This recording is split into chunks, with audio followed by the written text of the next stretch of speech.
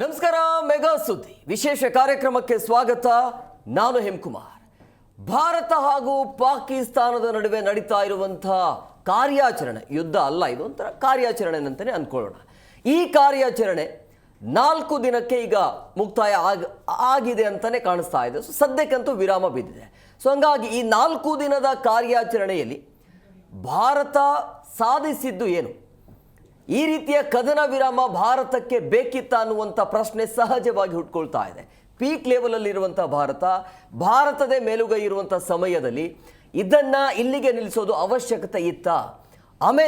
ಅಮೆರಿಕದ ಟ್ರಂಪ್, ಅಮೆರಿಕದ ಅಧ್ಯಕ್ಷರಾಗಿರುವಂಥ Donald Trump ಅವರ ಮಧ್ಯಸ್ಥಿಕೆ ಯಾಕಿತ್ತು ಅಂಥೇಳಿ, ಜೊತೆಗೆ 4 ದಿನದಲ್ಲಿ ಪಾಕಿಸ್ತಾನ ಕಳೆದುಕೊಂಡಿರುವಂಥದ್ದು ಏನು ಅಂಥೇಳಿ, ಭಾರತಕ್ಕೆ ಅಷ್ಟರ ಮಟ್ಟಿಗೆ ಲಾಸ್ ಏನಾಗಿಲ್ಲ, ಬಟ್ ಪಾಕಿಸ್ತಾನಕ್ಕಂತೂ ಎಫೆಕ್ಟ್ ಆಗಿದೆ. ಹಂಗಾಗಿ ಪಾಕಿಸ್ತಾನದಲ್ಲಿ ಏನೆಲ್ಲ ಹಾನಿಯಾಗಿದೆ, 4 ದಿನದ ಕಾರ್ಯಾಚರಣೆ ಮುಕ್ತಾಯ ಆಗಿರುವಂಥ ಹಿನ್ನೆಲೆಯಲ್ಲಿ ಸಹಜವಾಗಿ ಈಗಿರುವಂಥ ಪ್ರಶ್ನೆ ಯಾಕೆ ಹಿಂಗಾಯಿತು ಅನ್ನುವಂಥದ್ದು. ಹಂಗಾಗಿ ಇವತ್ತಿನ ಕಾರ್ಯಕ್ರಮದಲ್ಲಿ ಎಲ್ಲದರ ಬಗ್ಗೆ ಚರ್ಚೆಯನ್ನು ಮಾಡೋಣ. ಇವತ್ತಿನ ಕಾರ್ಯಕ್ರಮದಲ್ಲಿ ಚರ್ಚೆಯನ್ನು ಮಾಡೋದಕ್ಕೆ ಅತಿಥಿಯವರು ಇರೋದಿಲ್ಲ, ನಾವು ನೀವು ಅಂದರೆ ಪಬ್ಲಿಕ್ ಕಾಲ್ ಇರುತ್ತೆ. ನಿಮ್ಮ ಅನಿಸಿಕೆಯನ್ನು ಈ ಕಾರ್ಯಾಚರಣೆಯ ಬಗ್ಗೆ ನೀವು ಮುಕ್ತವಾಗಿ ನಿಮ್ಮ ಅನಿಸಿಕೆಯನ್ನು ನೀವು ಶೇರ್ ಮಾಡ್ಕೊಳ್ಬಹುದು. ಜೊತೆಗೆ ಪ್ರಮುಖವಾಗಿ ಭಾರತೀಯ ಸೇನೆಯ ಬಗ್ಗೆ ಹೆಮ್ಮೆ ಇದೆ, ನಿಜವಾಗ್ಲೂ ಕೂಡ ಹ್ಯಾಟ್ಸ್ ಆಫ್ ಹೇಳಲೇಬೇಕು. ಅವರು ಏನೇ ದಾಳಿ ಮಾಡಿದರೂ ಕೂಡ ಅದನ್ನು ತಡೆ ಹಿಡಿಯುವಂಥ ಕೆಲಸವನ್ನು ಭಾರತೀಯ ಸೇನೆ ಮಾಡಿರುವಂಥದ್ದು. ಹಂಗಾಗಿ ಎಲ್ಲದರ ಬಗ್ಗೆ ಚರ್ಚೆ ಮಾಡೋಣ. ಇದೇ ಇವತ್ತಿನ ವಿಶೇಷ, ಆಪರೇಷನ್ ಸಿಂಧೂರ.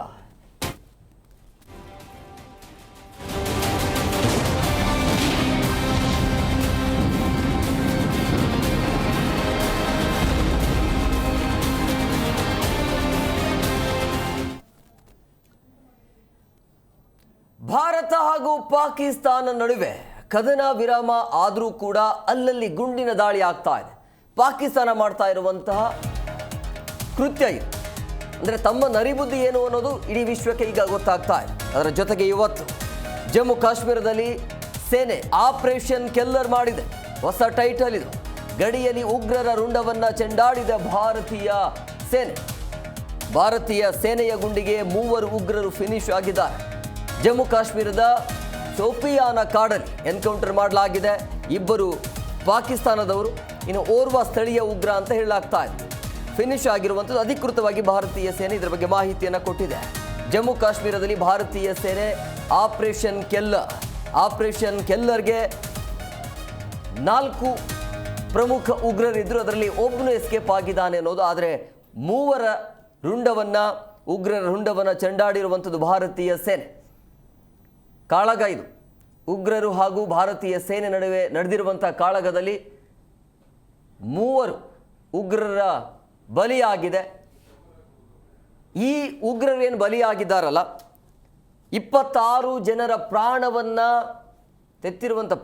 ಕಳೆದುಕೊಂಡಿದ್ರಲ್ಲ, ಯಾರೆಲ್ಲ 4 ಉಗ್ರರು ಒಳಗಡೆ ಬಂದಿದ್ರಲ್ಲ ಅವರು ಅಂತ ಮೇಲ್ನೋಟಕ್ಕೆ ಹೇಳಲಾಗ್ತಾ ಇದೆ, ಬಟ್ ಕನ್ಫರ್ಮ್ ಇಲ್ಲ.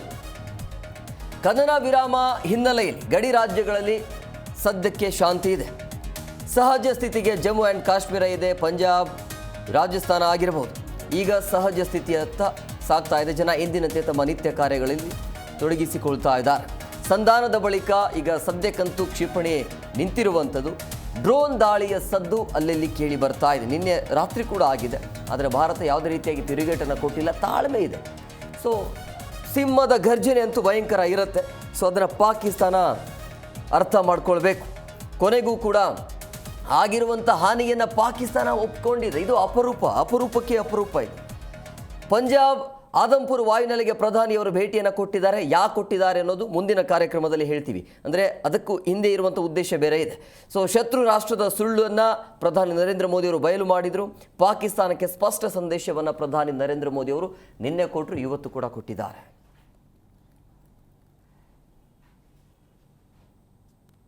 ಇನ್ನು ಈ ಬಗ್ಗೆ ಮಾತನಾಡೋದಕ್ಕೆ, ಹೆಚ್ಚಿನ ಡೀಟೇಲ್ಸ್ ನೀಡೋದಕ್ಕೆ ನಮ್ಮ ಪ್ರತಿನಿಧಿ ಅನಂತರಾಮಯ್ಯ ಫೋನ್ ಸಂಪರ್ಕದಲ್ಲಿದ್ದಾರೆ. ಅನಂತರಾಮಯ್ಯ, ಪ್ರಮುಖವಾಗಿ ಉಗ್ರರ ಬೇಟೆ ಆಡಿರುವಂಥದ್ದು ಭಾರತೀಯ ಸೇನೆ. ಈಗ ಮೇಲ್ನೋಟಕ್ಕೆ ಗೊತ್ತಾಗ್ತಾ ಇರುವಂಥದ್ದು ಈ 4 ಜನ ಉಗ್ರರು ಏನಿದಾರಲ್ಲ, ಅಂದರೆ 26 ಜನರನ್ನ ಬಲಿ ಪಡೆದಿರುವಂಥ ಉಗ್ರರೇ ಅಂತ ಹೇಳಲಾಗ್ತಾ ಇದೆ. ಅದು ಕನ್ಫರ್ಮ್ ಆಗ್ತಾ ಇದೆ ಹೇಗೆ ಅಂತೇಳಿ? ಇಲ್ಲ ಹೇಮಕುಮಾರ್, ಇದು ಪಹಲ್ಗಾಮ್ ಏನು ಉಗ್ರರಿಗೂ ಮತ್ತೆ ಈ 3 ಜನ ಉಗ್ರರಿಗೂ ಯಾವುದೇ ಒಂದು ನಂಟಿಲ್ಲ. ಇವರು ಸಪರೇಟ್ ಆಗಿ ಇರುವಂತದ್ದು ಏನು ಶೋಪಿಯಾನ್ ಜಿಲ್ಲೆಯ ಕೆಲ್ಲರ್ ಅರಣ್ಯ ಪ್ರದೇಶದಲ್ಲಿ ಈ ಒಂದು 3 ಉಗ್ರರು ಅಡಗಿ ಕುಳಿತಿದ್ದಂತದ್ದು ಏನು ಅಲ್ಲಿರುವಂತಹ ಜಮ್ಮು ಕಾಶ್ಮೀರ ಪೊಲೀಸರು ಅದರ ಜೊತೆಗೆ ಸಿಆರ್ಪಿಎಫ್ ಸೇನೆ ಜಂಟಿ ಕಾರ್ಯಾಚರಣೆಯನ್ನ ನಡೆಸಿರುವಂತದ್ದು ಭಾರತೀಯ ಸೇನೆ ಜೊತೆಗೆ. ಈ ಸಂದರ್ಭದಲ್ಲಿ ಈ 3 ಉಗ್ರಗಾಮಿಗಳು ಏನು ಈ ಒಂದು ಕೆಲ್ಲರ್ ಅರಣ್ಯ ಪ್ರದೇಶದಲ್ಲಿ ಅಡಗಿ ಕುಳಿತಿರ್ತಾರೆ. ಈ ಸಂದರ್ಭದಲ್ಲಿ ಅಲ್ಲಿ ಕಾರ್ಯಾಚರಣೆ ನಡೆಸಿರುವಂತಹ ಸಂದರ್ಭದಲ್ಲಿ ಏಕಾಏಕಿ ಏನು ಭಾರತೀಯ ಒಂದು ಸೇನೆಯ ಮೇಲೆ ಅವರು ಗುಂಡಿನ ದಾಳಿಯನ್ನ ಶುರು ಮಾಡ್ತಾರೆ. ಕೂಡ್ಲೆ ಏನು ನಮ್ಮ ಸೈನಿಕರು ಅವರನ್ನ ಸುತ್ತುವರೆದು ಅವರ ಮೇಲೆ ಗುಂಡಿನ ದಾಳಿಯನ್ನ ನಡೆಸಿದ್ದಾರೆ. ಈ ಸಂದರ್ಭದಲ್ಲಿ 3 ಜನ ಈ ಒಂದು ಏನು ದಾಳಿಯಲ್ಲಿ ಮೃತಪಟ್ಟಿದ್ದು. ಅದರಲ್ಲಿ ಶಾಹಿದ್ ಅಹಮದ್ ಕುಟ್ಟಾಯ್ ಮತ್ತು ಅದ್ನಾನ್ ಶಫಿ ಈ ಇಬ್ಬರು ಉಗ್ರರು. ಇದರಲ್ಲಿ ಅದ್ನಾನ್ ಶಫಿ ಎಂಬ ಒಬ್ಬ ಉಗ್ರ, ಇವನು ಮೋಸ್ಟ್ ವಾಂಟೆಡ್ ಟೆರರಿಸ್ಟ್ ಅಂತ ಹೇಳ್ಬಿಟ್ಟು ಹೇಳಲಾಗ್ತಿದೆ. ಇವರಿಬ್ಬರನ್ನ ಈಗಾಗಲೇ ಎನ್ಕೌಂಟರ್ ನಲ್ಲಿ ಅವರನ್ನ ಎನ್ಕೌಂಟರ್ ನಲ್ಲಿ ಅವರು ಕೊಲ್ಲಲ್ಪಟ್ಟಿದ್ದಾರೆ. ಇನ್ನ ಒಬ್ಬನ ಗುರುತು ಪತ್ತೆ ಆಗಿಲ್ಲ. ಇನ್ನು ಕೂಡ ಈ ಒಂದು ಗಡಿ ಭಾಗದಲ್ಲಿ ಕಾರ್ಯಾಚರಣೆ ನಡೆದಿದ್ದು ಇನ್ನು ಕೂಡ ಏನು ಅಲ್ಲಿ ವಾತಾವರಣ ಒಂದು ಪ್ರಕ್ಷುಬ್ಧವಾಗಿದೆ ಅಂತ ಹೇಳ್ಬೋದು. ಆದ್ರೂ ಕೂಡ ಮುನ್ನೆಚ್ಚರಿಕೆ ದೃಷ್ಟಿಯಿಂದ ಗಡಿ ಭಾಗದಲ್ಲಿ ಏನು ಭಾರತೀಯ ಸೇನೆ ತನ್ನ ಒಂದು ಕಾರ್ಯಾಚರಣೆಯನ್ನ ಮುಂದುವರಿಸಿದ್ದು. ಈ ಒಂದು ಪಹಲ್ಗಾಮ್ ನಲ್ಲಿ ನಡೆದಂತಹ ಅಟ್ಯಾಕ್ ಅದರಲ್ಲಿ ಏನು ತಲೆಮರೆಸಿಕೊಂಡಿರುವಂತಹ ಉಗ್ರರಿಗೆ ಅವರ ಒಂದು ಪತ್ತೆಗಾಗಿ ಯಾರಾದ್ರೂ ಸುಳಿವು ಕೊಟ್ಟಂತವ್ರಿಗೆ 20 ಲಕ್ಷ ಬಹುಮಾನವನ್ನ ಕೊಡ್ಲಾಗುವುದು ಅಂತ ಹೇಳ್ಬಿಟ್ಟು ಅಲ್ಲಿನ ಒಂದು ಸರ್ಕಾರ ಏನು ಪಹಲ್ಗಾಮ್ ಅದ್ರ ಜೊತೆಗೆ ಜಮ್ಮು ಕಾಶ್ಮೀರದಾದ್ಯಂತ ಪೋಸ್ಟರ್ ಗಳನ್ನ ಹಂಚಿದೆ. ಆದ್ರೆ ಈಗೇನು ಒಂದು ಸೇನೆ ಕೂಡ ಕನ್ಫರ್ಮ್ ಮಾಡಿದೆ. ಬಟ್ ಇವರು ಅಂದ್ರೆ ಉಗ್ರ ಚಟುವಟಿಕೆಯಲ್ಲಿ ಭಾಗಿಯಾಗಿದ್ದಂತವ್ರು, ಆದ್ರೆ ಪಹಲ್ಗಾಮ್ ಒಂದು ಘಟನೆಯಲ್ಲಿ ನಡೆದಂತಹ ಉಗ್ರರು ಇವರೆಲ್ಲ ಅಂತ ಹೇಳ್ಬಿಟ್ಟು ಸೇನೆ ಕೂಡ ಸ್ಪಷ್ಟೀಕರಣವನ್ನ ಕೊಟ್ಟಿದೆ. ಆದ್ರೂ ಕೂಡ ಉಗ್ರರನ್ನ ಸದೆ ಪಡೆಯುವಂತಹ ಕಾರ್ಯ ಸೇನಾಪಡೆ ಮುಂದುವರೆಸಿದ್ದು ಎಲ್ಲ ಒಂದು ಉಗ್ರರ ಅಡಗು ತಾಣಗಳನ್ನ ಸರ್ಚ್ ಮಾಡುವಂತಹ ಕಾರ್ಯ ಕೂಡ ಮುಂದುವರೆದಿದೆ. ಹೇಮಕುಮಾರ್, ಇದರ ಜೊತೆಗೆ ಅನಂತ್ ಈಗ ಆಪರೇಷನ್ ಕೆಲ್ಲರ್ ಅನ್ನುವಂತಹ ಒಂದು ಪೋಸ್ಟರ್ ಈಗ ಬಿಡುಗಡೆ ಮಾಡಿರುವಂತದ್ದು ಅಧಿಕೃತವಾಗಿ, ಇದರ ಹಿಂದೆ ಇರುವಂತಹ ಉದ್ದೇಶ ಏನು ಅಂತ? ಹೇಮಕುಮಾರ್, ಏನಂದ್ರೆ ಈ ಒಂದು ಶೋಪಿಯಾನ್ ಜಿಲ್ಲೆಯ ಕೆಲ್ಲರ್ ಅರಣ್ಯ ಪ್ರದೇಶ ಅಂದ್ರೆ ಅದು ಒಂದ್ ರೀತಿ ದುರ್ಗಮವಾಗಿರುವಂತಹ ಅರಣ್ಯ ಪ್ರದೇಶ ಆಗಿರೋದ್ರಿಂದಾಗಿ ಅಲ್ಲಿ ಉಗ್ರರನ್ನ ಹುಡುಕುವಂತದ್ದಾಗಿರ್ಬೋದು, ಮತ್ತೆ ಅವರು ಈಸಿಯಾಗಿ ಎಸ್ಕೇಪ್ ಆಗುವಂತಹ ಚಾನ್ಸಸ್ ಇರುತ್ತೆ. ಯಾಕಂದ್ರೆ ಅಷ್ಟೊಂದು ದುರ್ಗಮವಾಗಿರುವಂತಹ ಅರಣ್ಯ ಪ್ರದೇಶ ಆಗಿರೋದ್ರಿಂದ. ಹಾಗಾಗಿ ಈ ಒಂದು ಅರಣ್ಯ ಪ್ರದೇಶದಲ್ಲಿ ಶೋಪಿಯಾನ್ ಜಿಲ್ಲೆಯಲ್ಲಿ ಕಾರ್ಯಾಚರಣೆಯನ್ನ ಕೈಗೊಂಡಿರೋದ್ರಿಂದಾಗಿ ಕೆಲ್ಲರ್ ಅರಣ್ಯ ಪ್ರದೇಶದಲ್ಲಿ ಕಾರ್ಯಾಚರಣೆ ನಡೆಸಿರೋದಾಗಿ ಇದಕ್ಕೆ ಆಪರೇಷನ್ ಕೆಲ್ಲರ್ ಅನ್ನೋ ಒಂದು ಹೆಸರಿನಲ್ಲಿ ಈಗಾಗಲೇ ಏನು ಭಾರತೀಯ ಸೇನೆ, ಸಿಆರ್ಪಿಎಫ್ ಅದ್ರ ಜೊತೆಗೆ ಜಮ್ಮು ಕಾಶ್ಮೀರ ಪೊಲೀಸರು ಕೂಡ ಸಾಥ್ ನೀಡಿ ಕಾರ್ಯಾಚರಣೆಯನ್ನ ನಡೆಸ್ತಾ ಇದ್ದಾರೆ. ಈಗ ಸದ್ಯದ ಮಟ್ಟಿಗೆ 3 ಉಗ್ರರನ್ನ ಸದೆ ಪಡೆದಿದ್ದು, ಇನ್ನೂ ಕೂಡ ಇವರಿಗೆ ಲಿಂಕ್ ಆಗಿರುವಂತಹ ಉಗ್ರರು ಸುತ್ತಮುತ್ತ ಅರಣ್ಯ ಪ್ರದೇಶಗಳಲ್ಲಿ ಇರುವಂತಹ ಸಾಧ್ಯತೆಗಳು ಇದೆ ಅಂತ ಹೇಳ್ಬಿಟ್ಟು ಈಗ ಸೇನೆಗೆ ಮಾಹಿತಿ ಬಂದಿರೋದ್ರಿಂದಾಗಿ ಅವರೆಲ್ಲರನ್ನೂ ಕೂಡ ಸದೆ ಪಡೆಯುವ ನಿಟ್ಟಿನಲ್ಲಿ ನಮ್ಮ ಸೇನೆ ಸಿಬ್ಬಂದಿ ಕಾರ್ಯಾಚರಣೆಯನ್ನ ಮುಂದುವರಿಸಿದ್ದಾರೆ. Hemakumar, yes, okay, thank you Anant ನಿಮ್ಮೆಲ್ಲ ಡೀಟೇಲ್ಸ್ಗಾಗಿ. ನೋಡಿ, ಕದನ ವಿರಾಮ ಅನ್ನೋದು ಇಲ್ಲಿಗೆ ಫುಲ್ ಸ್ಟಾಪ್ ಇಲ್ಲ. ಇದು ನಿರಂತರವಾಗಿರುತ್ತೆ. ಬಟ್ ಅವರ ಕಡೆಯಿಂದ ಹೆಂಗಿರುತ್ತೆ ಅದಕ್ಕೆ ಉತ್ತರ ಕೊಡೋದಕ್ಕೆ ಭಾರತೀಯ ಸೇನೆ ಯಾವಾಗಲೂ ಕೂಡ ಆ್ಯಕ್ಟಿವ್ ಇರುತ್ತೆ. ನಿನ್ನೆ ಮಹತ್ವದ ಸಭೆ ಆಗತ್ತೆ. ಪ್ರಧಾನಿ ನರೇಂದ್ರ ಮೋದಿಯವರು ದೇಶವನ್ನು ಉದ್ದೇಶಿಸಿ ಮಾತನಾಡ್ತಾರೆ. ಪ್ರತಿ ಬಾರಿಯೂ ಕೂಡ ಮಾತನಾಡ್ತಾರೆ. ಆದರೆ ನಿನ್ನೆ ಮಾತನಾಡಿರುವಂಥ ಬೇರೆ ಥರ ಇತ್ತು, ಆಕ್ರೋಶ ಇತ್ತು.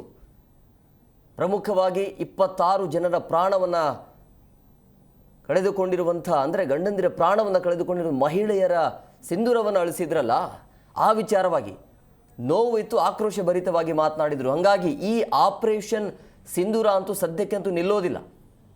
ಯಾವನೋ ಬಂದ 3ನೇ ವ್ಯಕ್ತಿ ಟ್ರಂಪ್ದು ಏನು ಕೆಲಸ ಇತ್ತು ಗೊತ್ತಿಲ್ಲ. ಇದರಲ್ಲಿ ತಮ್ಮ ರಾಜಕೀಯ ಬೆಳೆ ಬೇಯಿಸ್ಕೋದಕ್ಕೆ ಅಧಿಕೃತವಾಗಿ ಅವರೇ ಘೋಷಣೆ ಮಾಡ್ತಾರೆ 2 ದೇಶಗಳ ಮಧ್ಯೆ ಕದನ ವಿರಾಮ ಆಗಿದೆ ಅಂಥೇಳಿ.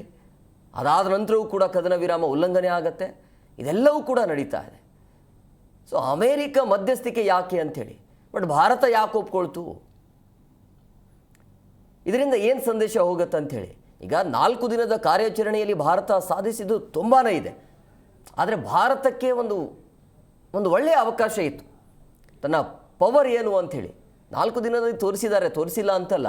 ಬಟ್ ಇನ್ನು ಸ್ವಲ್ಪ ದಿನ ಮುಂದಕ್ಕೆ ಹೋಗಿದ್ದಿದ್ರೆ, ಈ ಕಾರ್ಯಾಚರಣೆ ನಿರಂತರವಾಗಿ ಇದ್ದಿದ್ದೇ ಆದಲ್ಲಿ ಪಾಕಿಸ್ತಾನಕ್ಕೆ ಒಂದು ಸರಿಯಾದ ರೀತಿಯಲ್ಲಿ ಪಾಠವನ್ನು ಕಲಿಸಬಹುದಾಗಿತ್ತು ಅಂತ ಅನಿಸ್ತಾ ಇದೆ. ಪಾಕಿಸ್ತಾನ ತಮ್ಮ ನರಿಬುದ್ಧಿಯನ್ನು ಯಾವ ರೀತಿಯಾಗಿ ನೋಡಿ, ಕದನ ವಿರಾಮ ಅಂತ ಘೋಷಣೆ ಮಾಡ್ತಾರೆ, ಮತ್ತೆ ಅಲ್ಲಿ ಉಲ್ಲಂಘನೆ ಆಗುತ್ತೆ.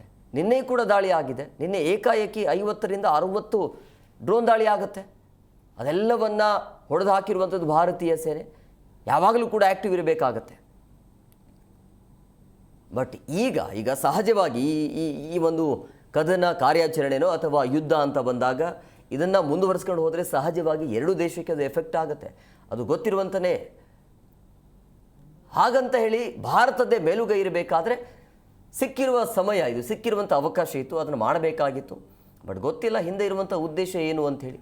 ಇವತ್ತು ಪ್ರಧಾನಿ ನರೇಂದ್ರ ಮೋದಿ ಅವರು ಪ್ರಮುಖವಾಗಿ ಭೇಟಿಯನ್ನು ಕೊಡುವಂಥದ್ದು. ನಿನ್ನೆ ಮಾತನಾಡ್ತಾರೆ.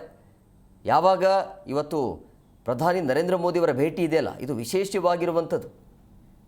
ಪಂಜಾಬ್ನ ಆದಂಪುರ ವಾಯುನೆಲೆಗೆ ಭೇಟಿಯನ್ನು ಕೊಡ್ತಾರೆ. ಯಾಕೆ ಇಲ್ಲಿ ಭೇಟಿಯನ್ನು ಕೊಟ್ಟಿದ್ರು ಅಂತ ಹೇಳಿದ್ರೆ ಪಾಕಿಸ್ತಾನ ಹೇಳ್ತಾ ಇತ್ತು, ಆದಂಪುರ ಏನಿದೆಯಲ್ಲ ಆ ಏರ್ಬೇಸನ್ನು ಹೊಡೆದು ಹಾಕಿದ್ದೀವಿ ಅಂಥೇಳಿ ಜಂಬವನ್ನು ಕೊಚ್ಕೊಳ್ತಾ ಇರುವಂಥ ಪಾಕಿಸ್ತಾನ. ಬಟ್ ಅಲ್ಲಿ ಮೋದಿ ಭೇಟಿಯನ್ನು ಕೊಟ್ಟು ಇಡೀ ವಿಶ್ವಕ್ಕೆ ತೋರಿಸಿದ್ರು ಪಾಕಿಸ್ತಾನ ಎಷ್ಟು ಸುಳ್ಳು ಹೇಳುತ್ತೆ ಅಂಥೇಳಿ. ಅಲ್ಲಿ ಹಾಗೆ ಇದೆ. ಮೋದಿಯವರ ಭೇಟಿ ಕೊಡುವಾಗ ನೀವು ನೋಡಬೇಕು, ಆ ದೃಶ್ಯವನ್ನು ನೋಡಿದ್ರೆ ಗೊತ್ತಾಗುತ್ತೆ ನಿಮಗೆ. ಆ ಏರ್ಬೇಸು ಹಾಗೆ ಇದೆ. ಆಮೇಲೆ S-400 ನಮ್ಮ ಏರ್ ಡಿಫೆನ್ಸ್ ಸಿಸ್ಟಮ್ ಇದೆಯಲ್ಲ, ಅದು ಕೂಡ ಹಾಗೆ ಇದೆ. ಏನೂ ಆಗಿಲ್ಲ ಅಲ್ಲಿ. ಇಲ್ಲಿ ಪಾಕಿಸ್ತಾನ ಏನು ಮಾಡ್ತು, ಪದೇ ಪದೇ ಸುಳ್ಳನ್ನು ಹೇಳ್ತು. ಅಲ್ಲಿ ಸಂಭ್ರಮಾಚರಣೆ, ಇವತ್ತು ದೊಡ್ಡ ಮಟ್ಟದಲ್ಲಿ ಸಂಭ್ರಮಾಚರಣೆ ಮಾಡಲಾಗಿದೆ. ಪ್ರಧಾನಿ ನರೇಂದ್ರ ಮೋದಿ ಅವರು ಕೂಡ ಮಾತನಾಡಿದ್ದು ಭಾರತ್ ಮಾತಾ ಕಿ ಜೈ. ಅವರ ಜೊತೆ ಸೈನಿಕರಿಗೆ ಹುರಿದುಂಬಿಸುವಂಥ ಕೆಲಸವನ್ನು ಕೂಡ ಮಾಡಿದರು. ಆಮೇಲೆ ನೇರವಾಗಿ ಹೇಳಿದ್ದು ಪ್ರಧಾನಿ ನರೇಂದ್ರ ಮೋದಿ, ನೇರವಾಗಿ ಪಾಕಿಸ್ತಾನ ಅಂತಲೇ ಉಲ್ಲೇಖ ಮಾಡಿದರು. ನೆರೆ ರಾಷ್ಟ್ರ, ಪಕ್ಕದ ರಾಷ್ಟ್ರ, ಅದು ಇದು ಏನು ಬಳಸಿಲ್ಲ, ಪಾಕಿಸ್ತಾನ ಅಂತಲೇ ಹೇಳಿದರು. ಅಂದರೆ ಆ ರೀತಿಯ ಆವೇಶ, ಆಕ್ರೋಶ ಇದೆ.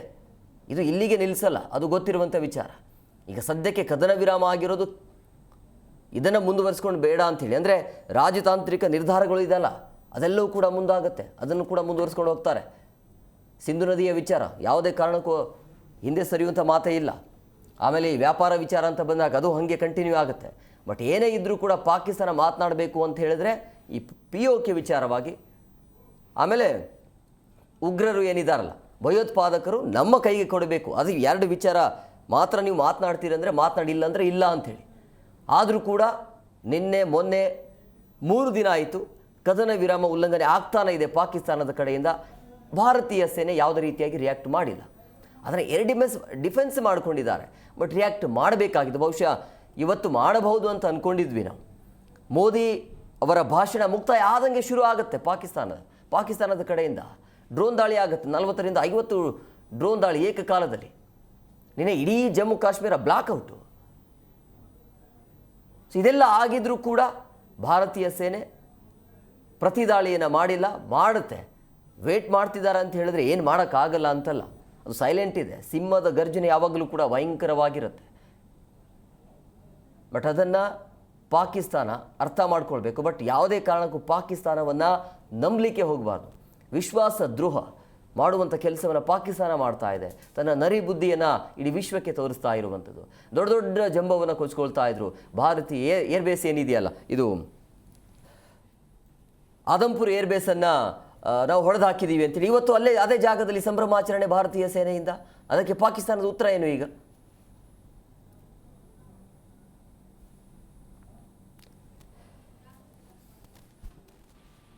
ಎಸ್, ಮತ್ತೊಬ್ಬರು ಕಾಲರ್ಸ್ ಇದ್ದಾರೆ. ಹಲೋ ಹಲೋ, ರಾಘವೇಂದ್ರ ಅವರು ನಮಸ್ಕಾರ. ನಮಸ್ತೆ ಸರ್. ಸರ್, ಎಲ್ಲಿಂದ ಕರೆ ಮಾಡ್ತಾ ಇದ್ರಿ? ಚಿತ್ರದುರ್ಗದಿಂದ. ಈಗ 4 ದಿನಕ್ಕೆ ಭಾರತೀಯ ಸೇನೆ ಒಪ್ಕೊಂಡಿದೆ ಈ ಕದನ ವಿರಾಮ ಓಕೆ ಅಂತೇಳಿ. ಇದು ನಿಮಗೆ ಸರಿ ಅನ್ಸ್ತಾ ಇದೆಯಾ? ಸರ್, ಇದು ಸರಿ ಅನ್ನೋದಕ್ಕಿಂತ ಒಂದು ದೇಶ, ಅಮೆರಿಕ ಅನ್ನೋ ಒಂದು ದೊಡ್ಡ ದೇಶ ಇವತ್ತು ಪ್ರಪಂಚನೇ ಆಳ್ತಾ ಇದೆ. ಓಕೆ. ಸೊ ಅಮೆರಿಕಾದಿಂದ ತುಂಬಾನೇ ಕೂಡ ನಮಗೂ ಕೂಡ ಡಿಪ್ಲೊಮ್ಯಾಟಿಕ್ ಆಗಿ ತುಂಬಾನೇ ಬಿಸ್ನೆಸ್ ಸೀಕ್ರೆಟ್ಸ್ ಎಲ್ಲ ಇದಾವೆ.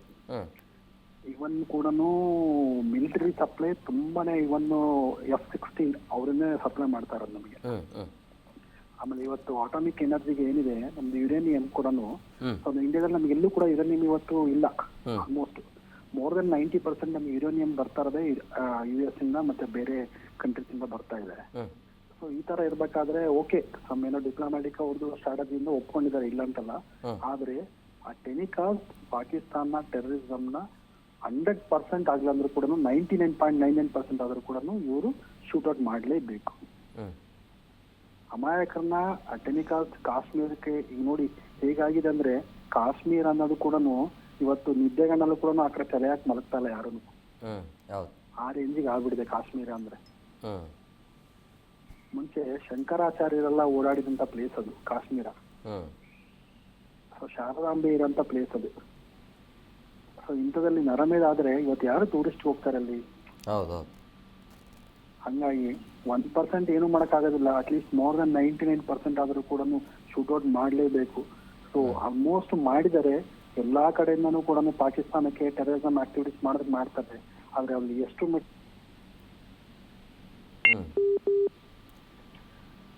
ಆದ್ರೆ ಎರಡು ಸತ್ಯ ಹೇಳ್ಬೇಕಂದ್ರೆ ಒಂದು ಸಿಂಧೂ ನದಿನ ಡ್ಯಾಮ್ ಏನಿದೆ ಇವರು ಸ್ಟಾಪ್ ಮಾಡಿದಾರಲ್ಲ.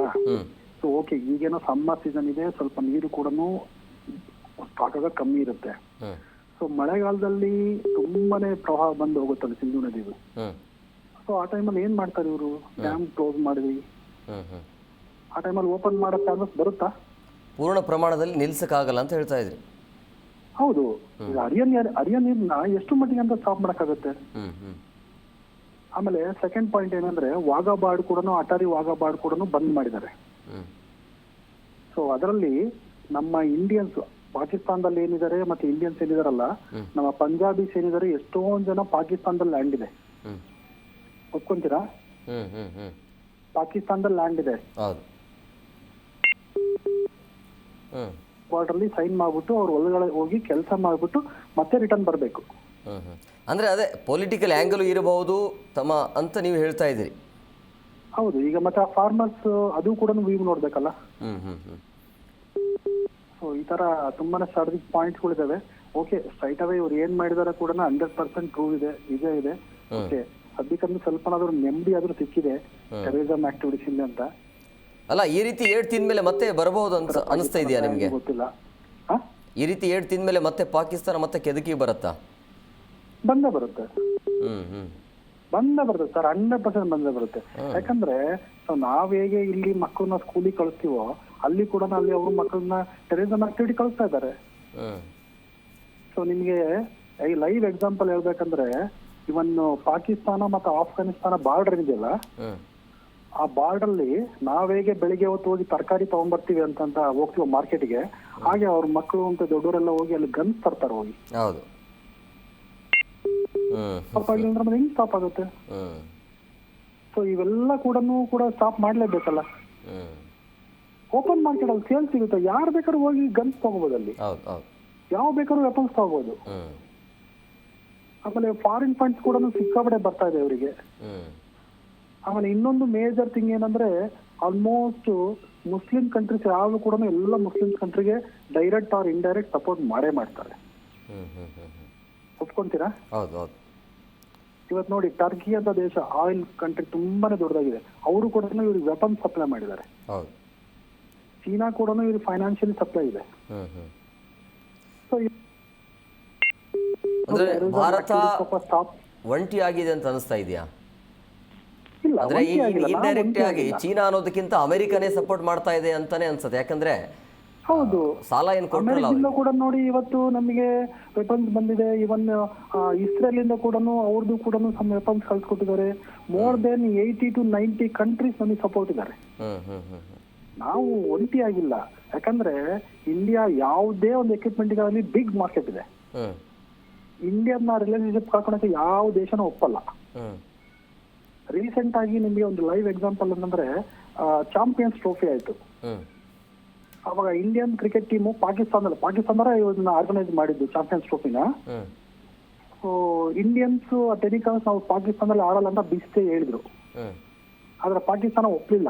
ಇಲ್ಲ, ಬಂದು ಇಲ್ಲೇ ಆಡ್ಬೇಕಂತ ತುಂಬಾನೇ ಫೋರ್ಸ್ ಮಾಡಿದ್ರು. ಆದ್ರೆ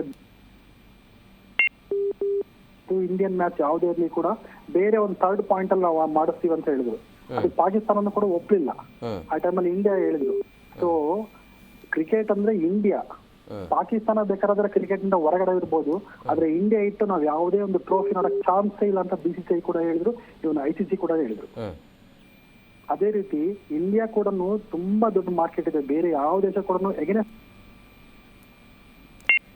ಎಸ್, ಓಕೆ ಓಕೆ, ನೋಡೋಣ ಮುಂದೆ ಏನಾಗತ್ತೆ ಅಂತೇಳಿ. ಈಗ ಕದನ ವಿರಾಮ ಅಂದರೆ ಇದು ಇಲ್ಲಿಗಂತೂ ನಿಲ್ಲಲ್ಲ, ಅದು ಕಂಟಿನ್ಯೂ ಇರುತ್ತೆ. ಸದ್ಯಕ್ಕೆ ಶಾಂತ ವಾತಾವರಣ ಬಿಟ್ಟರೆ ಇನ್ನೇನಿಲ್ಲ, ಇದು ನಿರಂತರವಾಗಿರುತ್ತೆ. ಬಟ್ ಅವ್ರ ಕಡೆಯಿಂದಂತೂ ದಾಳಿ ಆಗ್ತಾನೇ ಇದೆ. Thank you sir, thank you very much ಕರೆ ಮಾಡಿದ್ದಕ್ಕೆ. ನಾಗರಾಜ್ ಅವರೇ ನಮಸ್ಕಾರ. ಹಲೋ ನಾಗರಾಜ್ ಅವ್ರೆ, ನನ್ನ ವಾಯ್ಸ್ ಕೇಳಿಸ್ತಾ ಇದೆಯಾ? ಸಂಪರ್ಕ ಸಾಧ್ಯ ಆಗ್ತಾ ಇಲ್ಲ. ನೋಡಿ, ಪ್ರಮುಖವಾಗಿ ಪಾಕಿಸ್ತಾನಕ್ಕೆ ಕೊಟ್ಟಿರುವಂಥ ತಿರುಗೇಟು ಅಷ್ಟೇ ಅಲ್ಲ ಇದು. ಮತ್ತೊಬ್ಬರು ಕಾಲರ್ಸ್ ಇದ್ದಾರೆ. ಕಲೇಶ್ ಅವರೇ ನಮಸ್ಕಾರ. ಸರ್ ನಮಸ್ತೆ ಸರ್. ಸರ್, ಎಲ್ಲಿಂದ ಕರೆ ಮಾಡ್ತಾ ಇದ್ದೀರಿ? ನಾವು ದಾವಣಗೆರೆ ಜಿಲ್ಲೆಯಿಂದ. ಈಗ ಸದ್ಯಕ್ಕಂತೂ ಎರಡು ದೇಶ ಬೇಡ, ಈ ಯುದ್ಧ, ಈ ಕಾರ್ಯಾಚರಣೆ ಬೇಡ ಅಂತ ಸದ್ಯಕ್ಕೆ ನಿಲ್ಲಿಸಿದ್ದಾರೆ. ನಿಮ್ಮ ಅಭಿಪ್ರಾಯ ಏನು? ಸರ್ ಖಂಡಿತವಾಗ್ಲು. ಸರ್ ನಮಸ್ತೆ ಸರ್. ವ್ಯಾಲ್ಯೂಮ್ ಕಮ್ಮಿ ಮಾಡಿ. ಅಲ್ಲಲ್ಲ, ನೀವು ಟಿವಿ ವ್ಯಾಲ್ಯೂಮ್ ಕಮ್ಮಿ ಮಾಡ್ಕೊಳ್ಳಿ ಸರ್. ಮಾತಾಡಿ. ಖಂಡಿತವಾಗ್ಲು ಇಂಥ ಅವಕಾಶ ಯಾರಿಗೂ ಸಿಗಲ್ಲ ಸರ್.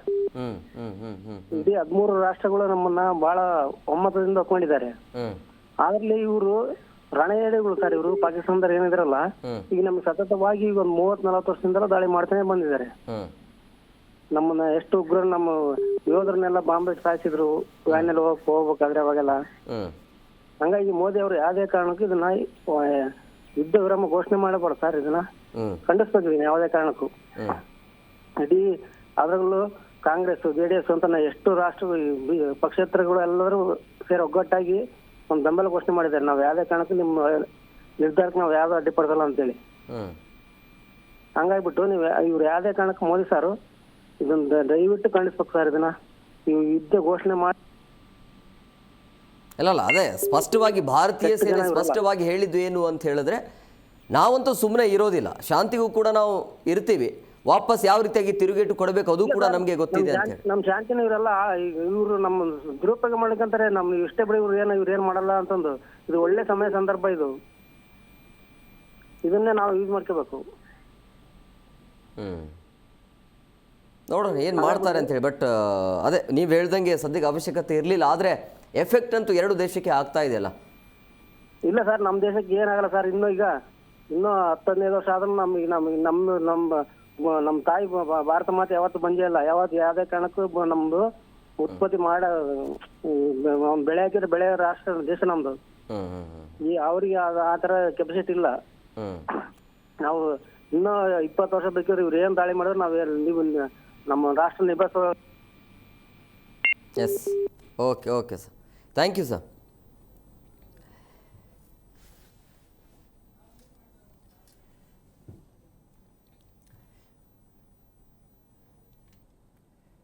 ನೋಡಿ, ಪ್ರತಿಯೊಬ್ಬರು ಹೇಳ್ತಾ ಇರುವಂಥದ್ದು ಸದ್ಯಕ್ಕೆ ಇದನ್ನು ವಿರಾಮ ಅಥವಾ ನಿಲ್ಲಿಸೋದಕ್ಕೆ ಅವಶ್ಯಕತೆ ಇರಲಿಲ್ಲ. ಯಾಕಂದರೆ ಭಾರತ ಪೀಕ್ ಲೆವೆಲಲ್ಲಿತ್ತು. ತನ್ನ ತಾಕತ್ತು ಏನು ಅನ್ನೋದನ್ನು ಕೇವಲ ಪಾಕಿಸ್ತಾನಕ್ಕೆ ಅಷ್ಟೇ ಅಲ್ಲ, ಇಡೀ ವಿಶ್ವಕ್ಕೆ ತೋರಿಸುವಂಥ ಒಂದು ಒಳ್ಳೆಯ ಅವಕಾಶ ಈಗ ತೋರಿಸಿದ್ದಾರೆ. ಸೊ ಎಲ್ಲೋ ಒಂದು ಕಡೆ ಭಾರತದ ಪವರ್ ನೋಡಿ ಅಮೆರಿಕ ಏನಾದರೂ ಮಧ್ಯ ಪ್ರವೇಶ ಮಾಡ್ತಾ, ಹಿಂಗಾದ್ರೆ ಆಗಲ್ಲ, ಪಾಕಿಸ್ತಾನ ಸುಟ್ಟು ಹೋಗುತ್ತೆ, ಆ ರೀತಿ ಯೋಚನೆ ಏನಾದರೂ ಇತ್ತಾ? ಅದರ ಬಗ್ಗೆ ಚರ್ಚೆ ಮಾಡ್ತೀವಿ. ಅದರ ಜೊತೆಗೆ ಪ್ರಮುಖವಾಗಿ ನಿಮ್ಮ ಅನಿಸಿಕೆಯನ್ನು ನೀವು ಕೂಡ ಹಂಚಿಕೊಳ್ಳಬೇಕು. ಇವತ್ತಿನ ಕಾರ್ಯಕ್ರಮದಲ್ಲಿ ಗೆಸ್ಟ್ ಇರೋದಿಲ್ಲ, ನೀವು ನೇರವಾಗಿರ್ತೀವಿ. ಅಂದರೆ ಪಬ್ಲಿಕ್ ನಿಮ್ಮ ಅನಿಸಿಕೆ ಏನು, ಯಾಕೆ ಇದನ್ನು 4 ದಿನಕ್ಕೆ ನಿಲ್ಲಿಸಿದ್ರು ಅನ್ನೋದು. ಇದುವರೆಗೂ ಕೂಡ 4 ಜನ ಏನಿದ್ರಲ್ಲ ಪೇಲ್ಗಾಮ್ ದಾಳಿಯ ಉಗ್ರರು ಏನಿದ್ದಾರೆ, ಇದುವರೆಗೂ ಕೂಡ ಸಿಕ್ಕಾಕಿಕೊಂಡಿಲ್ಲ. ಅವರ ಕಾರ್ಯಾಚರಣೆ, ಅವರ ವಿರುದ್ಧವಾಗಿ ಯಾವ ರೀತಿಯ ಕಾರ್ಯಾಚರಣೆ ಇರುತ್ತೆ ಅದರ ನೋಡಿ. ಪ್ರಮುಖವಾಗಿ ಭಾರತ ತೆಗೆದುಕೊಂಡಿರುವಂಥ ನಿರ್ಧಾರ ಸರಿನೋ ತಪ್ಪು ಅನ್ನೋದಕ್ಕಿಂತ ಜನ, ಅಂದರೆ ಭಾರತೀಯ ನಾಗರಿಕರು ಸೇಫ್ ಆಗಿರಬೇಕು, ತಮ್ಮ ದಿನನಿತ್ಯ ಯಾವ ರೀತಿಯಾಗಿ ಕಾರ್ಯಚಟುವಟಿಕೆಗಳಿತ್ತಲ್ಲ ಅದೆಲ್ಲವೂ ಕೂಡ ಆಗಬೇಕು ಅನ್ನೋಂಥ ಕಾರಣನೂ ಕೂಡ ಇರಬಹುದು, ಅಥವಾ ಬೇರೆ ಏನೇ ಉದ್ದೇಶ ಇದ್ರೂ ಕೂಡ. ಈಗ ಅವರು ಏನೇ ದಾಳಿ ಮಾಡಿದರೂ ಕೂಡ ಭಾರತ ನೋಡ್ಕೊಂಡಂತೂ ಸುಮ್ಮನೆ ಇರೋದಿಲ್ಲ. ಈಗೆಲ್ಲ ವೆಪನ್ಸ್ಗಳು ಏನು ರೆಡಿ ಆಗಿದ್ದಾವಲ್ಲ ಅದು ಅಲ್ಲೇ ಇರುತ್ತೆ. ಸೊ ಸದ್ಯಕ್ಕೆ ಇದನ್ನು ಹೆಚ್ಚಿಗೆ ಮಾಡೋದು ಬೇಡ. ಆರ್ಥಿಕವಾಗಿ ಹಿನ್ನಡೆ ಎರಡು ದೇಶಕ್ಕೆ ಅದು ಹಿನ್ನಡೆ ಆಗಿರೋದ್ರಿಂದಾಗಿ ಸದ್ಯಕ್ಕೆ ಅದನ್ನು ಬೇಡ ಅಂತೇಳಿ ನಿಲ್ಲಿಸಿದ್ದಾರೆ. ಬಿಟ್ಟರೆ ಇದು ಕಂಪ್ಲೀಟ್ಲಿ ಭಾರತ ಅಂತೂ ಹಿಂದೆ ಸರಿದಿಲ್ಲ. ಎಸ್, ಮತ್ತೊಬ್ಬರು ಕಾಲರ್ಸ್ ಇದ್ದಾರೆ. ಪ್ರಸನ್ನ ಅವರೇ ನಮಸ್ಕಾರ. ಸರ್ ನಮಸ್ತೆ ಸರ್. ಸರ್, ಎಲ್ಲಿಂದ ಕರೆ ಮಾಡ್ತಾ ಇದ್ದೀರಿ? ಸರ್ ನಾವು ಪಿರಿಯಾಪಟ್ಟಣ ತಾಲೂಕು. ಸರ್ ಹೇಳಿ ಸರ್. ಸರ್ ಇದು ಇವ್ರು ಬಿಡಿ ಸರ್, ಯೋಗಿ ಆದಿತ್ಯನಾಥ್ ಬಿಡಿ ಸರ್, ಎಲ್ಲಾರು ಹೊಡೆದಾಕ್ತಾರೆ. ಎಲ್ಲಿ ಬಿಡಬೇಕು? ಅವರೇ ಗಂಟೆ ಸರ್ ಅವರು. ಅಲ್ಲ, ಯೋಗಿ ಆದಿತ್ಯನಾಥ್ ಎಲ್ಲಿ ಬಿಡ್ಬೇಕು ಈಗಪ್ಪ ಜಮ್ಮು ಕಾಶ್ಮೀರ? ಅವ್ರನ್ನೇ ಬಿಡ್ಬೇಕು ಸರ್. ಈಗ ಎಲ್ಲಕ್ಕೂ ಅವರೇ ನಿರ್ಧಾರ ತಗೊಳ್ಳೋದು. ಅದೇನೋ ಇವ್ರಿಗೆ ಅವರೆಲ್ಲಾರ್ನು ಗೂಡಗೇರಲ್ಲಿ ಅವರೆಲ್ಲಾರ್ನು ಇದ್ ಮಾಡಿಲ್ಲ ಸರ್. ಹಾ ಅವರೇ ಸರಿ ಸರ್. ಇವರೆಲ್ಲ ಕತೆ ಕಟ್ಕೊಂಡು ಇದ್ ಮಾಡ್ತಾರೆ. ಅಲ್ಲ ಅಂದ್ರೆ ಮೋದಿ ಅವರು ಸರಿಯಾಗಿ ಮಾಡ್ತಿಲ್ವಾ? ಮುಖ್ಯಮು ಎಲ್ಲ ಇದು ಅಲ್ಲ, ಮೋದಿ ಅವರ ಕೆಲಸ ಕಾರ್ಯಗಳು ನಿಮ್ಗೆ ಇಷ್ಟ ಆಗ್ತಾ ಇಲ್ಲ? ಮೋದಿ ಸರಿ ಮಾಡ್ತಿಲ್ಲ ಈಗ ಅಂತ ಸರ್. ಮೋದಿ ಪಾದಿ ಬಿಟ್ಬಿಡಿ, ಯೋಗಿ ಆದಿತ್ಯನಾಥ್ ಬಿಡಿ ಸರ್. ಅಲ್ಲಿಗೆ ಅವರೇ ಸರಿ ಸರ್. ಅವ್ರು ಹೆಂಗ್ ಬಿಡಕ್ಕಾಗತ್ತೆ? ಈ ಮೋದಿ ಬಂದ್ಮೇಲೆ ಬೇಕಾದ್ರೆ ಬರಬಹುದು, ಬಟ್ ಈಗ 4 ದಿವಸ ಇದಾಯ್ತು, ಅವತ್ತೇ ಬಿಡಿ ಸೇರಿಸೋದಿತ್ತಲ್ಲ ಸರ್. ಆಯ್ತು, ಈಗ ನೀವ್ ಏನ್ ಮಾಡ್ಬೇಕು ಅನ್ಕೊಂಡಿದ್ರಿ? ಈಗ ಸರ್ ಈಗ ಯೋಗಿ ಆದಿತ್ಯನಾಥ್ ಬಂದ್ರು ಅನ್ಕೊಳ್ಳೋಣ, ಈಗ ಆರ್ಥಿಕತೆ ಸರ್, ಈಗ ಆರ್ಥಿಕತೆ ಹಿಂದೆ ಸರಿ ಒಪ್ಕೊಂಡೆ. ಎಲ್ಲಾದ್ರಲ್ಲೂ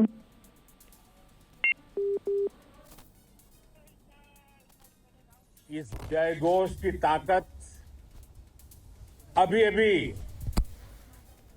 दुनिया ने देखी है। भारत माता की जय यह सिर्फ उद्घोष नहीं है,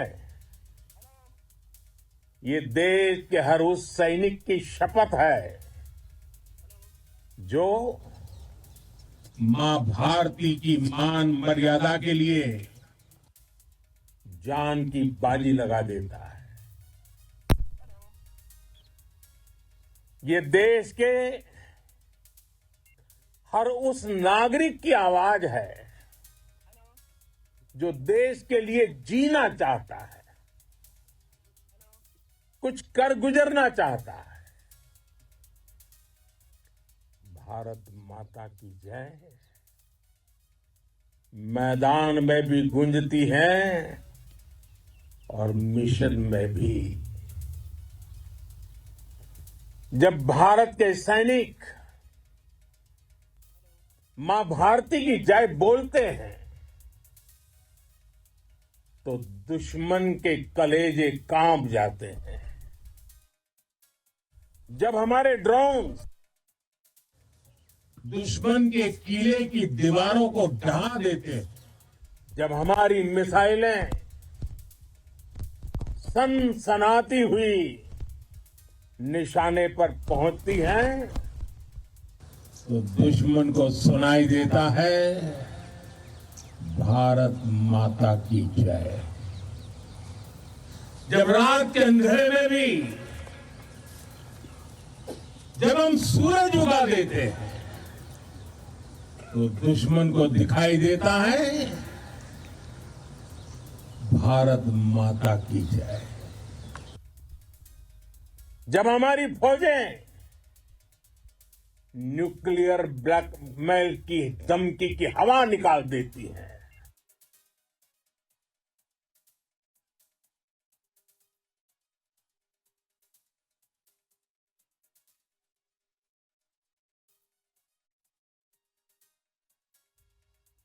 साथियों, वाकई आप सभी ने कोटि कोटि भारतीयों का सीना चौड़ा कर दिया है।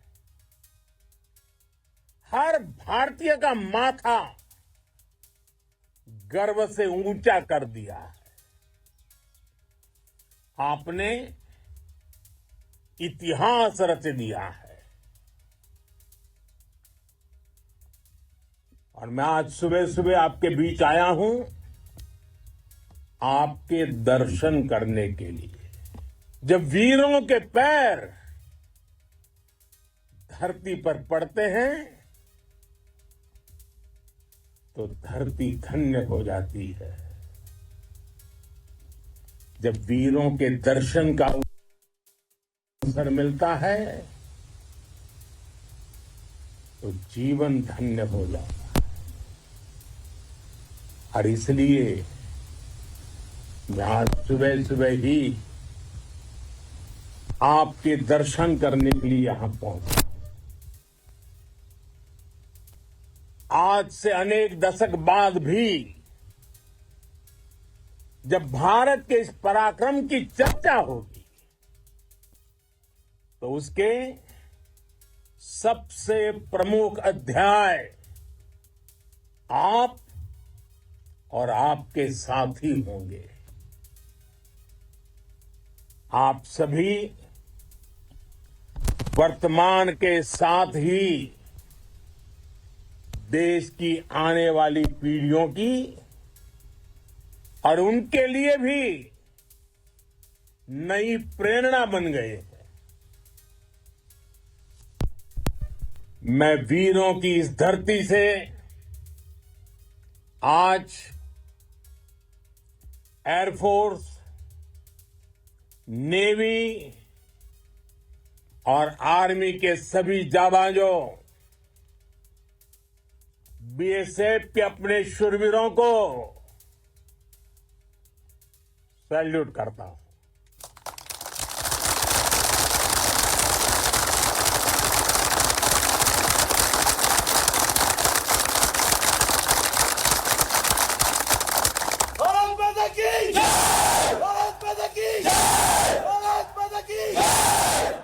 आपके पराक्रम की वजह से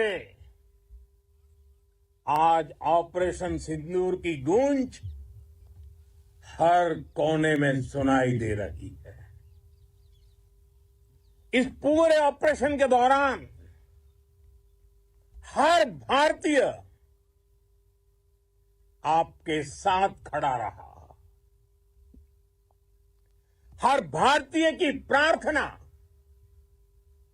आप सभी के साथ रही। आज हर देशवासी अपने सैनिकों, उनके परिवारों के प्रति कृतज्ञ है, उनका ऋणी है। साथियों, ऑपरेशन सिंदूर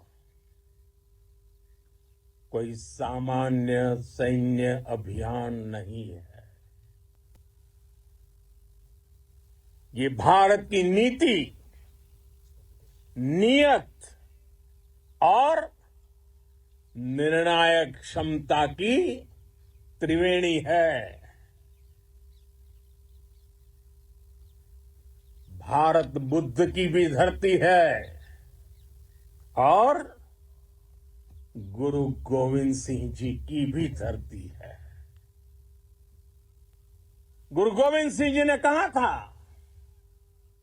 1.25 से एक लड़ाऊं, चिड़ियन ते मैं बात तुड़ाऊं, तबे गुरु गोविंद सिंह नाम कहाऊं। अधर्म के नाश और धर्म की स्थापना के लिए शस्त्र उठाना, ये हमारी परंपरा है। इसलिए जब हमारी बहनों, बेटियों का सिंदूर छीना गया, तो हमने आतंकियों के फन को उनके घर में घुस के कुचल दिया। भारत माता की जय! भारत माता की जय! भारत माता की जय! वो कायरों की तरह छिप कर आए थे, लेकिन भूल गए उन्होंने जिसे ललकारा है वो हिंद की सेना है। आपने उन्हें सामने से हमला करके मारा। आपने आतंक के तमाम बड़े अड्डों को मिट्टी में मिला दिया।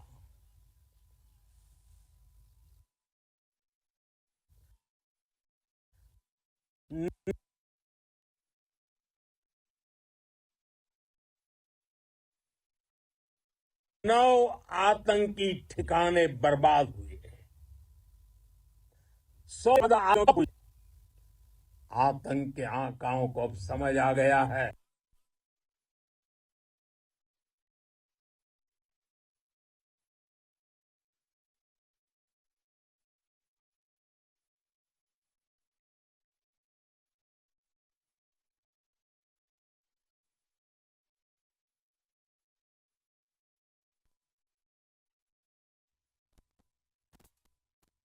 भारत की सेना, भारत की एयरफोर्स और भारत की नेवी ने उस पाकिस्तानी सेना को भी धूल चटा दी है। भारत माता की जय! भारत माता की जय! भारत माता की जय! आपने पाकिस्तानी फौज को भी बता दिया है, पाकिस्तान में ऐसा कोई ठिकाना नहीं है जहां बैठकर आतंकवादी चैन की सांस ले सके। हम घर में घुसकर मारेंगे और बचने का एक मौका तक नहीं देंगे। और हमारे ड्रोन्स, हमारी मिसाइलें, उनके बारे में तो सोचकर पाकिस्तान को कई दिन तक नींद नहीं आएगी।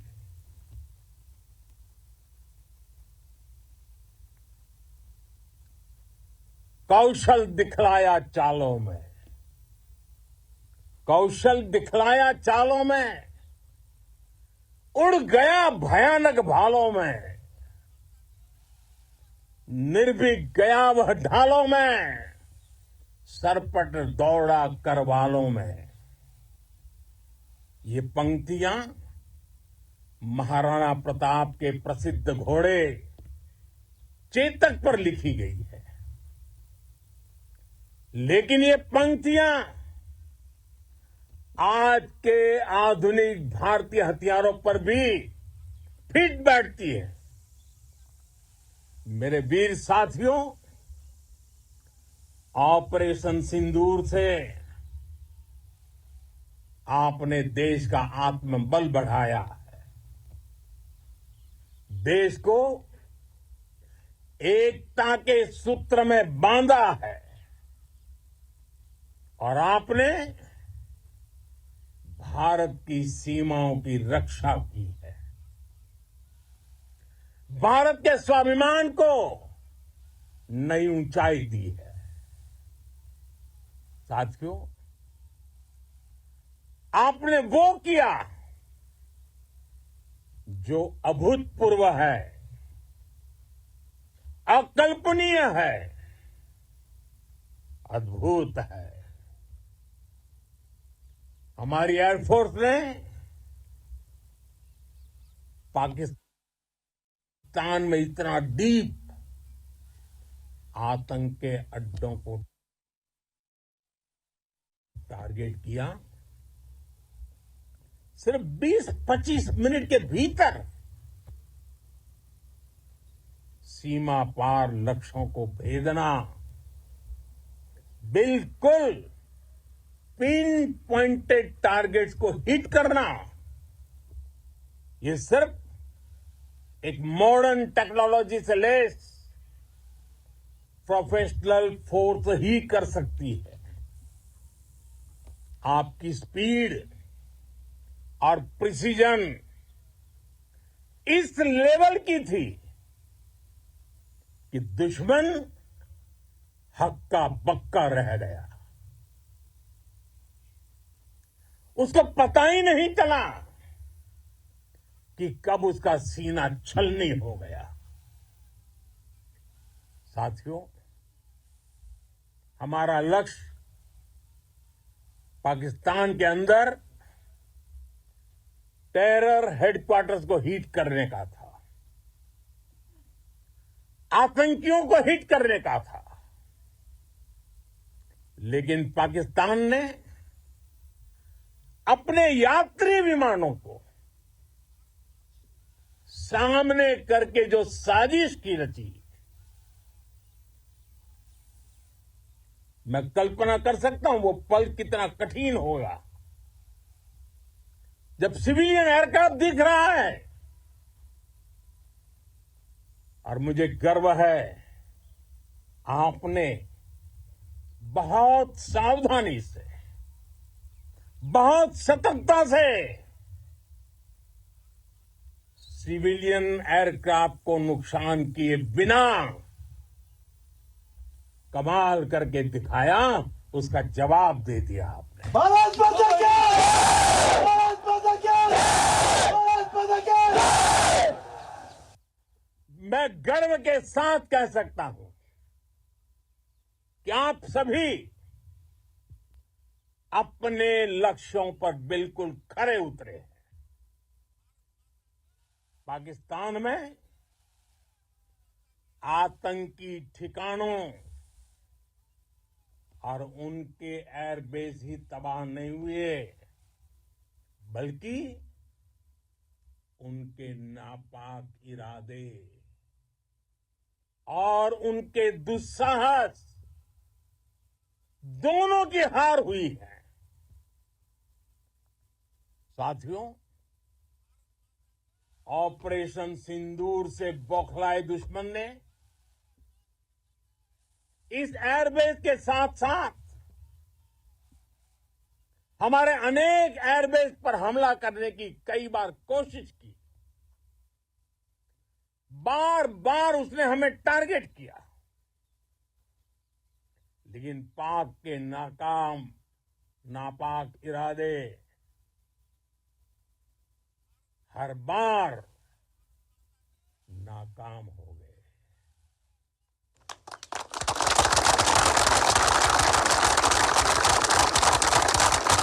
पाकिस्तान के ड्रोन, उसके यूएवी, पाकिस्तान के एयरक्राफ्ट और उसकी मिसाइलें हमारे सशक्त एयर डिफेंस के सामने सबके सब ढेर हो गए। मैं देश के सभी एयरबेस से जुड़ी लीडरशिप की, भारतीय वायुसेना के हर एयर वॉरियर की हृदय से सराहना करता हूं। आपने वाकई बहुत शानदार काम किया है। साथियों, आतंक के विरुद्ध भारत की लक्ष्मण रेखा अब एकदम स्पष्ट है। अब फिर कोई टेरर अटैक हुआ तो भारत जवाब देगा, पक्का जवाब देगा। ये हमने सर्जिकल स्ट्राइक के समय देखा है, एयर स्ट्राइक के समय देखा है, और अब तो ऑपरेशन सिंदूर भारत का न्यू नॉर्मल है। और जैसा मैंने कल भी कहा, भारत ने अब 3 सूत्र तय कर दिए हैं।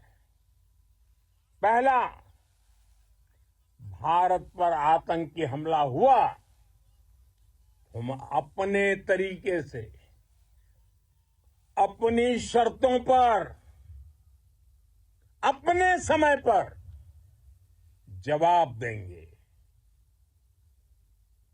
दूसरा, कोई भी न्यूक्लियर ब्लैकमेल भारत नहीं सहेगा। तीसरा, हम आतंक की सरपरस्त सरकार और आतंक के आकाओं को अलग अलग नहीं देखेंगे। दुनिया भी भारत के इस नए रूप को, इस नई व्यवस्था को समझते हुए ही आगे बढ़ रही है। भारत माता की! भारत माता की! साथियों, ऑपरेशन सिंदूर का एक एक क्षण भारत की सेनाओं के सामर्थ्य की गवाही देता है। इस दौरान हमारी सेनाओं का कोऑर्डिनेशन वाकई में कहूंगा शानदार था।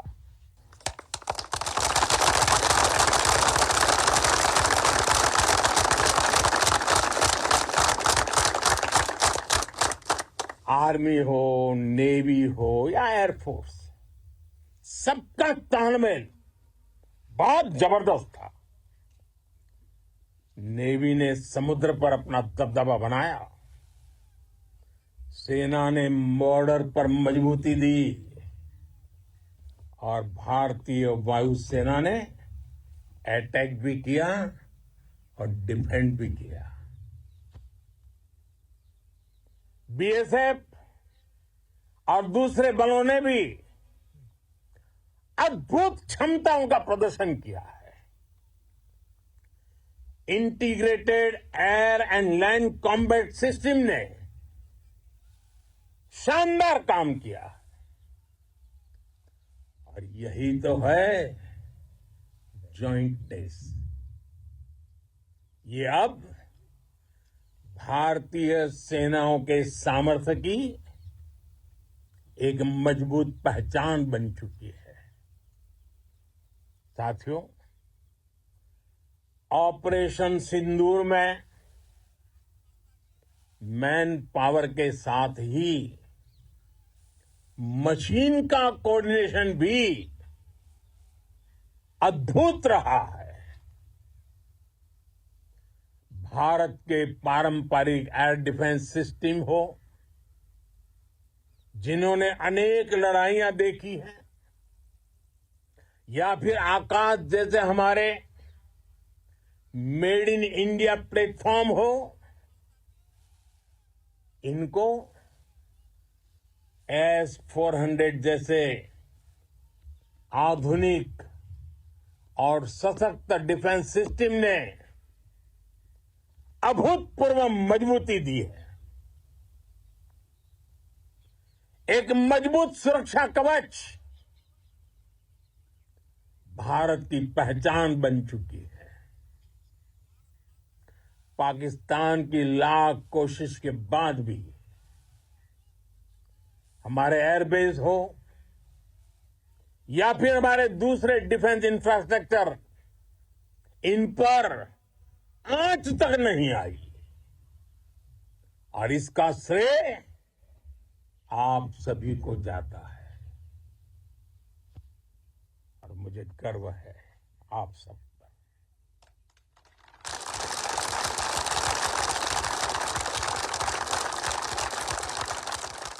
बॉर्डर पर तैनात हर सैनिक को जाता है। इस ऑपरेशन से जुड़े हर व्यक्ति को उसका श्रेय जाता है। साथियों, आज हमारे पास नई और कटिंग एज टेक्नोलॉजी का ऐसा सामर्थ्य है जिसका पाकिस्तान मुकाबला नहीं कर सकता। बीते दशक में एयरफोर्स सहित हमारी सभी सेनाओं के पास दुनिया की श्रेष्ठ टेक्नोलॉजी पहुंची है। लेकिन हम सब जानते हैं, नई टेक्नोलॉजी के साथ चुनौतियां भी उतनी ही बड़ी होती है। कॉम्प्लिकेटेड और सोफिस्टिकेटेड सिस्टम को मेंटेन करना, उन्हें एफिशिएंसी के साथ ऑपरेट करना, ये एक बहुत बड़ी स्किल है। आपने टैक को टैक्टिक्स से जोड़कर दिखा दिया है। आपने सिद्ध कर दिया है कि आप इस गेम में दुनिया में बेहतरीन है। भारत की वायुसेना अब सिर्फ हथियारों से ही नहीं, डेटा और ड्रोन से भी दुश्मन को छकाने में माहिर हो गई है। साथियों, पाकिस्तान की गुहार के बाद भारत ने सिर्फ अपनी सैन्य कार्रवाई को स्थगित किया है। अगर पाकिस्तान ने फिर से आतंकी गतिविधि या सैन्य दुस्साहस दिखाया तो हम उसका मुंह तोड़ जवाब देंगे।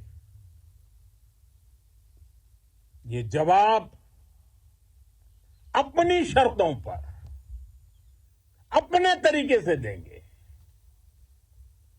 और इस निर्णय की आधारशिला, इसके पीछे छिपा विश्वास आप सबका धैर्य, शौर्य, साहस और सजगता है। आपको ये हौसला, ये जुनून, ये जज्बा ऐसे ही बरकरार रखना है। हमें लगातार मुस्तैद रहना है, हमें तैयार रहना है। हमें दुश्मन को याद दिलाते रहना है, ये नया भारत है। ये भारत शांति चाहता है, लेकिन अगर मानवता पर हमला होता है तो ये भारत युद्ध के मोर्चे पर दुश्मन को मिट्टी में मिलाना भी अच्छी तरह जानता है। इसी संकल्प के साथ आइए एक बार फिर बोलें, भारत माता की, भारत माता की, भारत माता की, वंदे वंदे वंदे वंदे वंदे वंदे वंदे वंदे वंदे। बहुत बहुत धन्यवाद। तो आपने सुना प्रधानमंत्री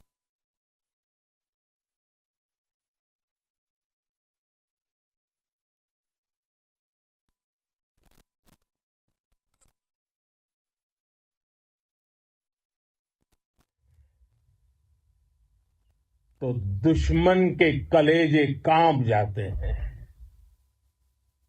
जब हमारे ड्रोन दुश्मन के किले की दीवारों को ढहा देते हैं, जब हमारी मिसाइलें सनसनाती हुई निशाने पर पहुंचती हैं, तो दुश्मन को सुनाई देता है भारत माता की।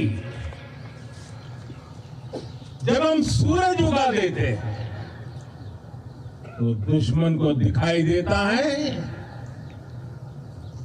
भारत माता की जय। जब हमारी फौजें न्यूक्लियर ब्लैकमेल की धमकी की हवा निकाल देती हैं, तो आकाश से पाताल तक एक ही बात गूंजती है, भारत माता की जय। वाकई आप सभी ने कोटि कोटि भारतीयों का सीना चौड़ा कर दिया है। हर भारतीय का माथा